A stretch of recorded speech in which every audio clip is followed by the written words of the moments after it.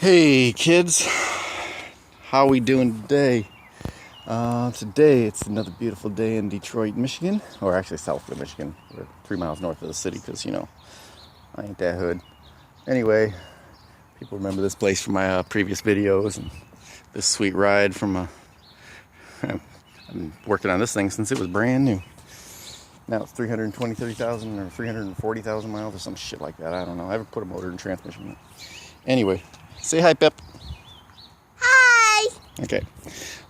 We are doing V8 E53 X5 radiator. This radiator is not that old. This is one of them eBay specials. Nathan's DIY garage will actually tell you about this. See how they don't crimp them down? Now that's not the problem with this one. This one is actually leaking from up in here somehow, and it looks more beat up in the video. Wow, it does look beat up, but it's really not. A lot of that's just coolant, but you can see the green haze, and it's leaking in there. Now I capped off the little thing there, capped off that, and then blew up in here, and you can hear it blowing out of here. Maybe I'll put some soapy water in there to find out what the hell's where it's actually leaking. But for a quick fix, because I'm way out of town, I'm 600 and some miles away, I bought another fast eBay special because, well, they wanted a stupid amount at the auto parts store and whatever. This thing was a casualty, a radiator fan shroud. I'm going to skip it for right now. Hope to find another one in eBay real quick and maybe slip it in. Should be just a matter of popping off the radiator fan, which I've had off before, so I shouldn't have too much issue there. Although I think I used an air chisel last time, so it makes it a lot easier. Anyway, putting another cheap eBay radiator in for right now. If it leaks, again, I'm going to buy a good one. If it doesn't, well, whatever, but it was $100 fucking. The V8 ones are a little harder to come by.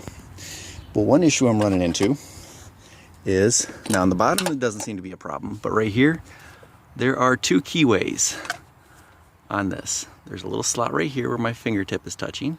See a little square in there, and then there's another bigger, wider one here on the bottom. Well, this thing has a big wide one on top. So what I was doing was trimming it down with a razor knife. I'm going to thin it up so that it clicks in. So in case you run into this and you're trying to throw one into a V8, you're going to run into that issue. I found it very helpful to take the air box out, so I took it out. You're going to take out your air intakes, stuff like that, which I'm actually missing the centerpiece anyway, so whatever, it don't fucking matter. Hot air intake, bitches. That's the way I roll. Anyway, if people remember, this is the engine I put in a while back. I don't know, about back in June. Runs okay. I put about 12,000 miles on it. Funny thing is, though, I was running Mobile 1 previously, and this thing had a little bit of a chatter at startup. There was plenty of oil in it. Since then, right before I came up here, I actually did an oil change on it. And I used whatever Kmart was going out of business up by me, and there was some cheap oil, or low-cost oil. Oh, by the way, I also disconnected one of my sensors right down here so that the hose would come up so I can get it out. But I put in this other oil. It was full synthetic. I want to say it was a Havoline, maybe. I don't know, whatever the hell they were selling. It was like $14 or $15 or something like that a gallon for full synthetic. So I just bought some cheap oil that day before, they're going out of business. Total clearance sale. They're selling the fucking shelving, the lighting. You want the fucking use a linoleum floor, you can have it for the right price. So I put that in here. And now previous to this thing always had just a little bit of a timing chain rattle at just startup. And this is a low mileage engine. And it was kind of confusing to me because I'm like, well, it shouldn't be rattling at 75,000 miles, but it did. Not real bad. It wasn't that death rattle that you get, because I've heard that too. This vehicle, when I got it, had the death rattle. It was bad.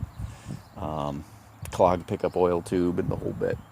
And I've seen them where they were much, much worse. And it never got any worse. It actually kind of got a little bit better. And it really wasn't that bad. Things sat for a few days. You get a little chattel, but went away. Thing drives just fine. Doing 100 miles an hour, no problems. Well, I changed the oil, that rattle all went away. Now I'd put in, I don't know what the hell I put in.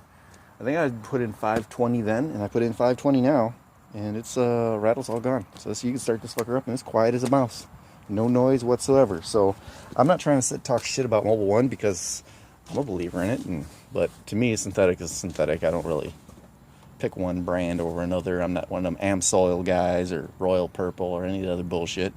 You know, hay oils, you know, it's full synthetic or full dyno. That's the only two ways I'd go. So all I know is I believe I put in Haviline. When I get home, when I upload this video, I'll actually take a look at that and see what comes up, or what the jug says on the side of it. And so if anybody asks me, sometime after May 1st, I should be home. I'll be able to give you a straight answer of exactly what I put in. Now, I'm not saying it's going to fix anybody's fucking problem. If you got a time machine rattle, it's fucking rattle. All I'm saying is I put in 520 because I know I put in 520, and my rattle's gone.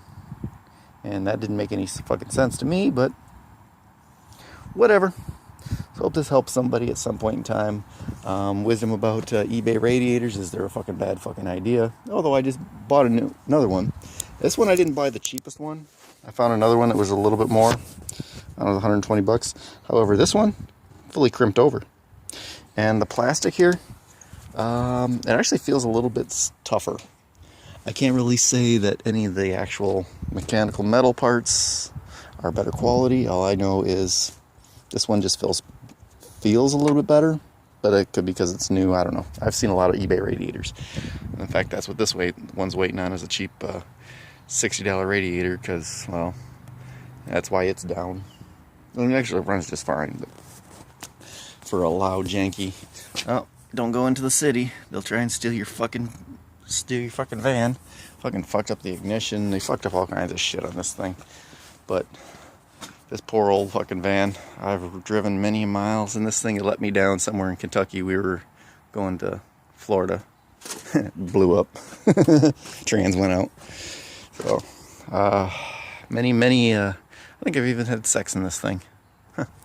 Well, hope everybody doesn't mind the digression. It's a beautiful day up here in the D.